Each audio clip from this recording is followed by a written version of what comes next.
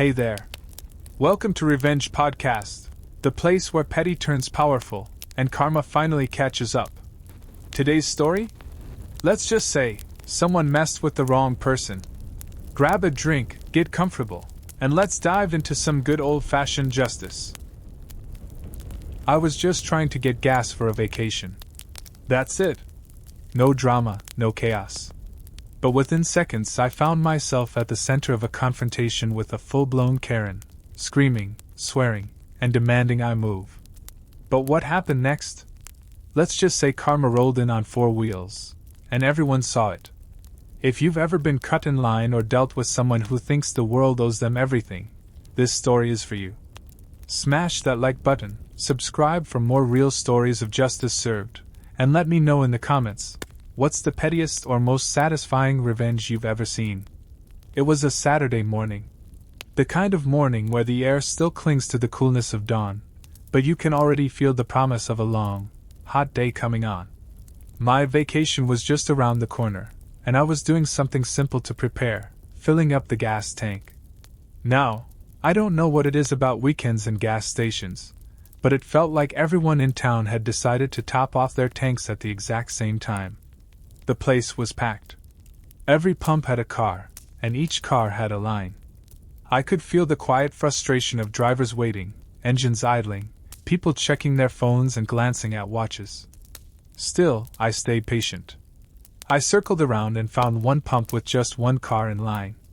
I eased in behind them, turned off the engine, and settled into the wait. 15 minutes passed.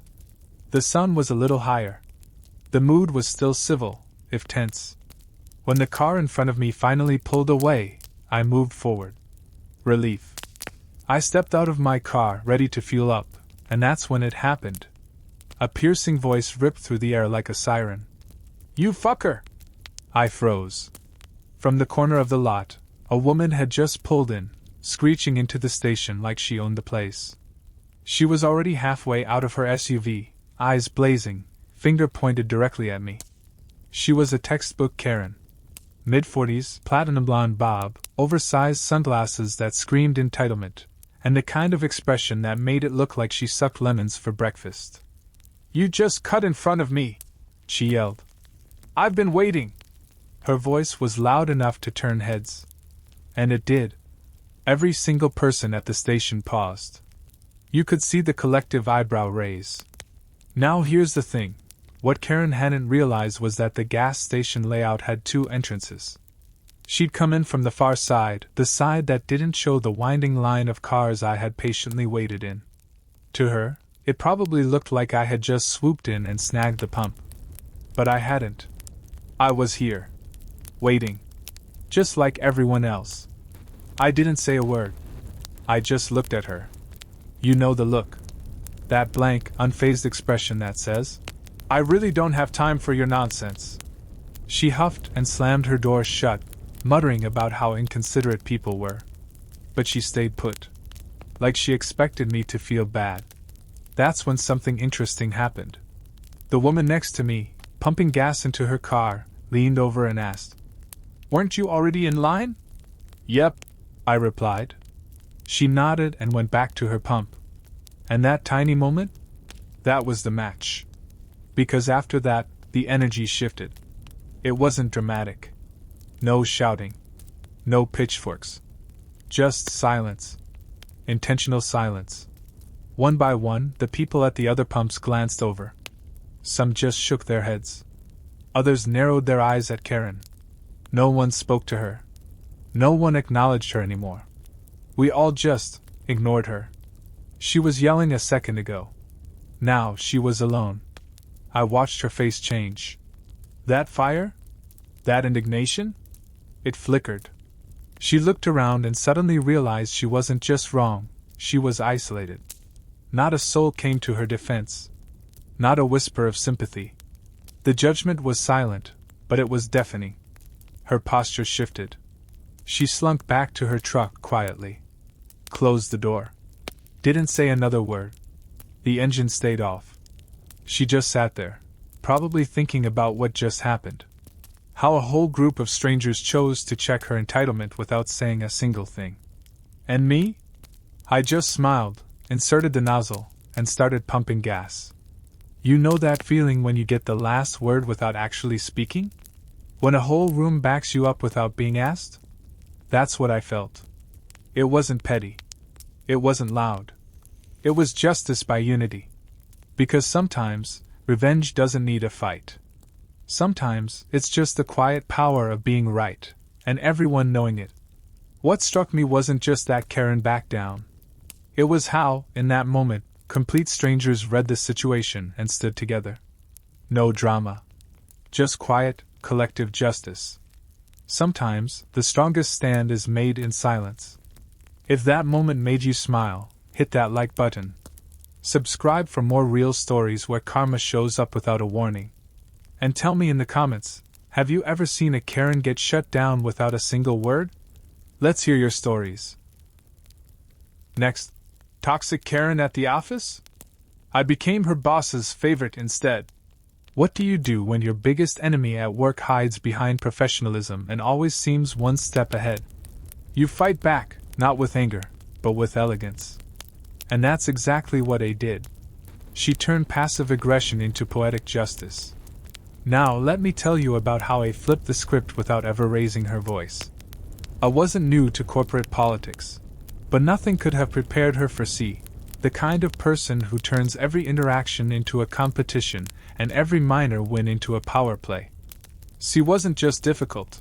She was the human equivalent of a paper cut dipped in lemon juice. Always smiling in meetings, always backstabbing in emails. As an executive assistant to the CEO, A worked closely with top leadership. Most of her energy went to supporting her boss, but she occasionally had to assist other executives too. And that's where the storm brewed, because one of those executives was C. From day one, C had it out for her. It started with snide comments. "Oh, you're still learning?" Or, "Well, I usually prefer someone with more polish." Harmless on the surface, but everyone in the room could feel the tension she injected. Worse, C had a talent for weaponizing professionalism. Every time a so much as furrowed a brow at her condescension, she would immediately report her to the boss for having an attitude. And the kicker? C was smart.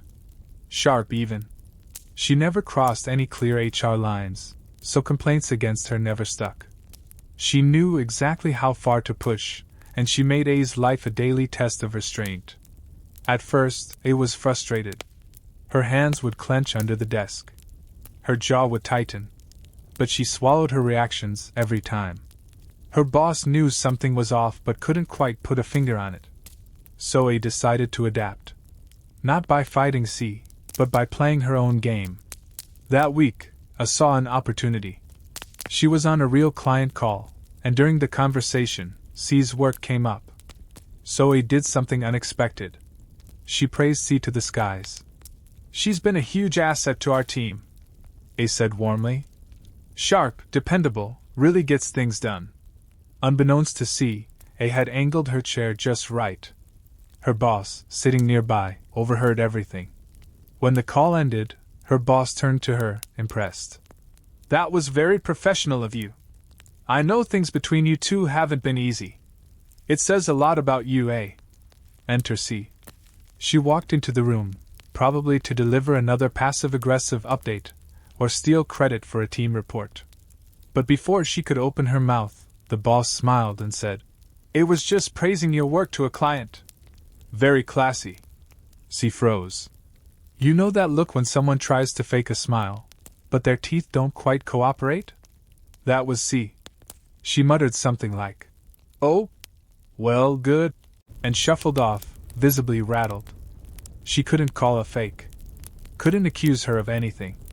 If she did, she'd sound petty. And worse, jealous. But A wasn't done.